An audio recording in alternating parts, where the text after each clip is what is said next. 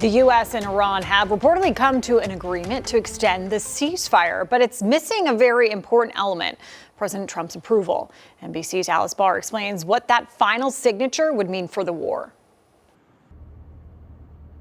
This morning, a potential deal to end the war with Iran in the hands of President Trump and top Iranian leaders. That's according to a senior Arab official directly involved in ceasefire talks, who told NBC News negotiators from both sides reached an agreement and are awaiting final sign-off. Vice President JD Vance weighing in. We're going back and forth on a couple of language points.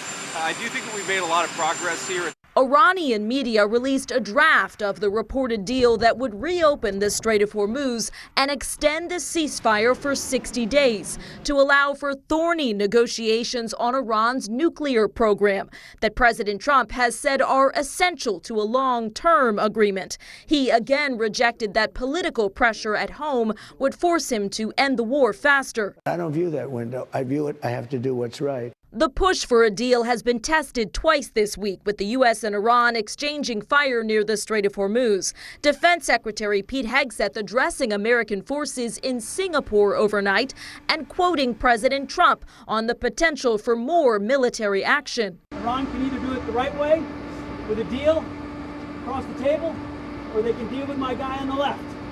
That happened to be me. But it's not me, it's you guys. Raising the economic pressure, the Trump administration announcing new sanctions on Iran's oil trade, even as Iran pushes for sanctions relief in the negotiations. The Treasury Secretary said that won't be on the table until the president's central goals are met. Open the strait, highly enriched uranium, no nuclear program. As the world waits.